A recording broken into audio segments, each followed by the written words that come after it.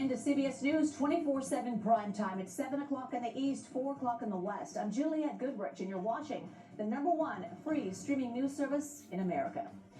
Breaking news: after mounting pressure, California Congressman Eric Swalwell announces he will resign from Congress after multiple allegations of sexual assault and misconduct. Plus, brand new details from the FBI and police about the firebombing attack on OpenAI CEO Sam Altman.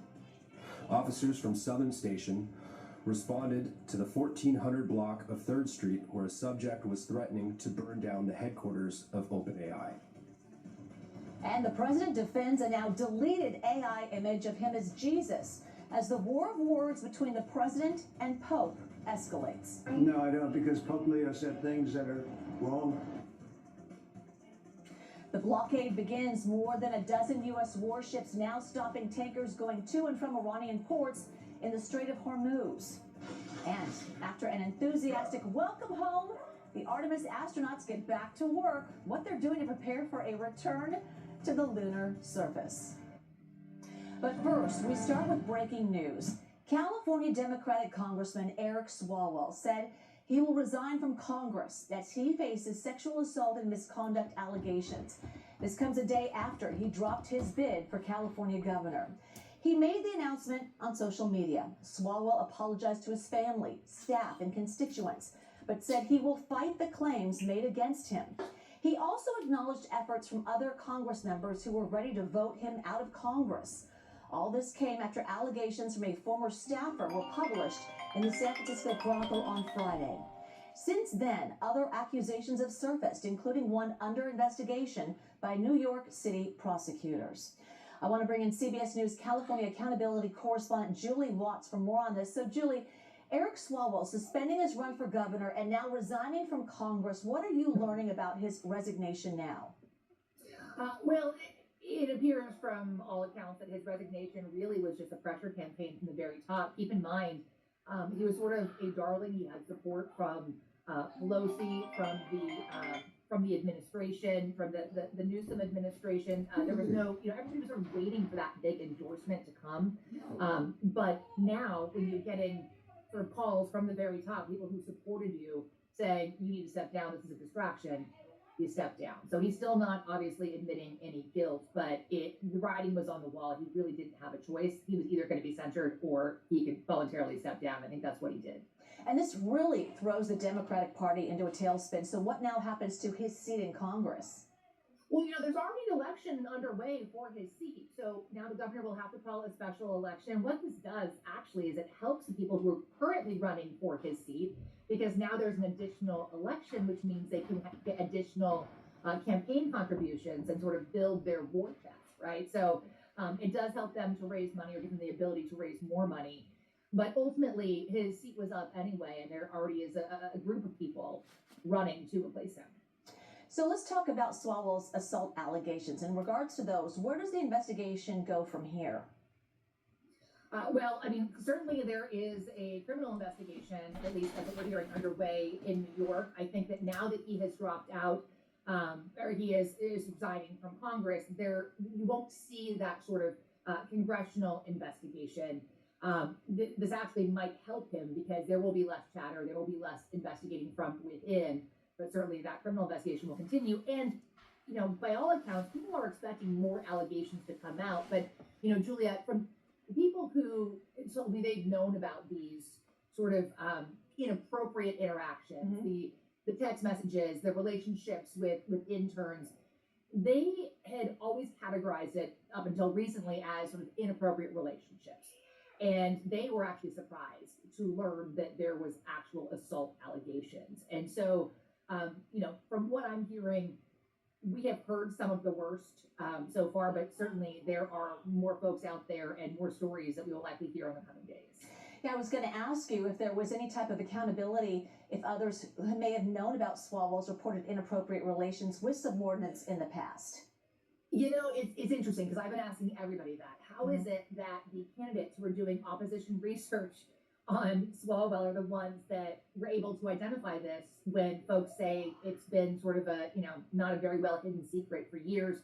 I think there is a belief that many people knew about it, needed to understand the extent of some of the allegations. But I do think that there is going to be there already is a finger pointing campaign to some extent. Folks saying, who knew, what did they know, how long have they known, if they're supporting him, did they support him despite or in spite of these allegations?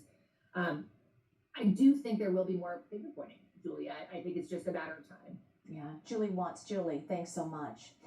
And this breaking news on another member of Congress, Texas Republican Representative Tony Gonzales just announced moments ago he will be leaving office. In an X post, Gonzales said, "There is a season for everything and God has a plan for us all. When Congress returns tomorrow, I will file my retirement from office. It has been my privilege to serve the great people of Texas."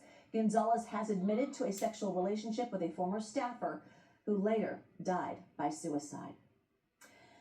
FBI agents are searching the home of a man suspected of throwing a Molotov cocktail at OpenAI CEO Sam Altman's home. So the suspect is accused of traveling from Spring, Texas to attack Altman's home in San Francisco. CBS News San Francisco anchor Ann Makovic joining me now in studio with more on this. So, and officials in San Francisco just gave an update on this case. What have we learned? Yeah, we got a few more details and we did get some visuals. We have some surveillance photos of the suspect purportedly outside the home of OpenAI founder Sam Altman the night that he is accused of throwing a Molotov cocktail. These are some of the photos right now.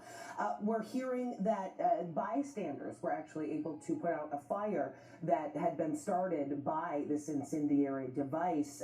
This suspect, Daniel Moreno Gama, then, according to authorities, went to the headquarters of OpenAI in San Francisco. It is there that they said that he was carrying a manifesto. These are also photos from outside those headquarters, where he is alleged to have tried to break the door with a chair. So again, carrying this manifesto, he called it the last warning.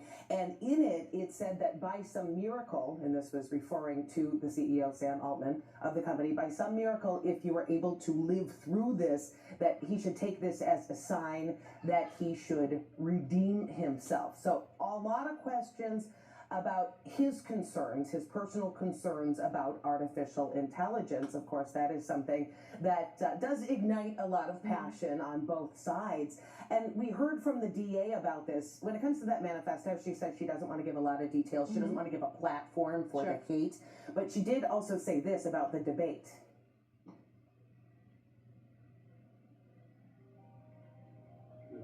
Okay, that had was some DA trouble Brooke getting that. Jenkins, correct? Yes, Okay. and she is working with the feds on this, and they also had similar comments about basically we can agree to disagree, but the fact that a man could have lost his life over all of this is certainly taking things too far, and that's why they are trying to throw the book at this suspect. They are looking at federal and state charges running concurrently, and they say that they will stay in contact with both agencies to see if they are, just to be able to make sure that they're able to take this down all of the proper channels. We're talking about charges of attempted murder and then a lot of lesser charges, but enhancements as well for using a deadly weapon. I believe we do have some sound from the U.S. District Attorney about this. But remember, the truth is often found in that very narrow space where two competing ideas come together and clash, and we will not tolerate any attempt to change the way Americans live and work or think through fear or violence. Okay, so walk us through the new charges announced against the suspect. Yeah, again, so there are the federal charges and there's also the state charges, and it looks like a lot of that might be in flux when it comes to the next few weeks. The next court appearance for Daniel Moreno Gama is expected to be in San Francisco tomorrow, where he will answer to the state charges, the federal charges still pending. But in the meantime, he is in the San Francisco City Jail. And again, both the feds and local authorities say that they are planning on prosecuting this to the fullest extent of the law. They're not taking this lightly. No, not at all. All right, Ann Makovic, CBS News anchor, appreciate it. Thank you so much. All right, in other news now, on to the attack on Altman's home is the second such attack in about a week. Indianapolis City Councilman Ron Gibson's home was attacked last week after he voiced his support for building an AI data center near the city. Gibson says 13 rounds were fired at his home.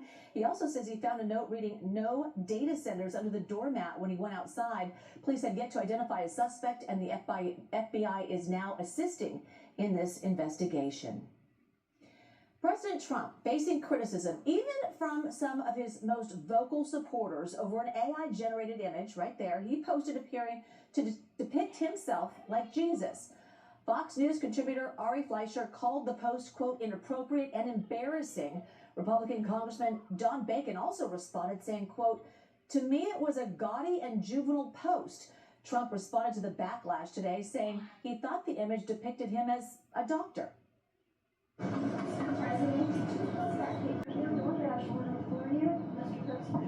Today, Trump tried to shift the focus to a popular economic policy by having fast food delivered to the White House.